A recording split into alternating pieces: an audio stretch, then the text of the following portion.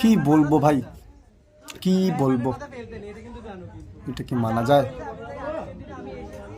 এটা কি মানা যায়? এটা কি করে মানা যায় ভাই? এত কিছু করার পর, এত কিছু হওয়ার পর, এত নাটক করার পর মামুন আর লায়লা ভাবি আবারও এক জায়গা হয়ে গেল। কি বলবো ভাই, কি বলবো বলো? কিছু বলার নেই, কিছু করার নেই। কি বলবো ভাই?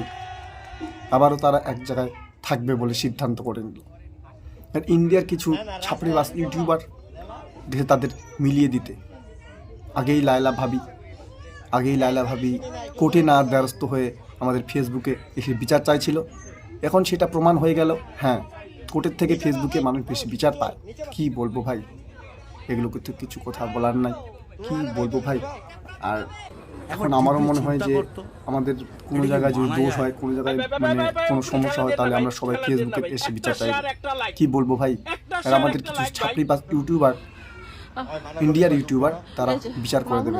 কি বলবো ভাই? এখন আমাদের এই যে পরিস্থিতি হয়েছে, আমি জানি আমার পেজ আমি ডিলিট করে দিয়েছে ভাইয়া। লায়লা ভাবি এত মদ খেয়ে মানে সেন্সিটিভ ভাবে, এত আবেগজনক ভাবে কথাগুলো বলছিল, মনে হয় যে খুবই মনে হয় ভালো সিদ্ধান্ত নিয়েছে আর খুবই মনে হয় ভালো ডিসিশন নিচ্ছে এটা। কিন্তু কি বলবো ভাই, আবার সেই ছাপড়িবাজ টিকটকার যেটা মামুন, যার নাম প্রিন্স মামুন, প্রিন্স মামুন তার নাম না ভাই, একটা নিজের নাম দিয়ে রাখছে কিছু না। তারা আবার মিলন হয়ে গেল, আবার দুদিন পরে ঘোরাঘুরি করবে, আবার দুদিন পরে ঝাঁটাঝাঁটি করবে, আবার ভাইরাল হওয়ার জন্য কিছু মারামারি, কিছু ব্রেকআপ করে আবার কান্নাকাটি শুরু করে দেবে। আমাদের মতো সাধারণ ছাত্রীবাস পাবলিক তাদের সাপোর্ট করবে ভাই। কি বলবো?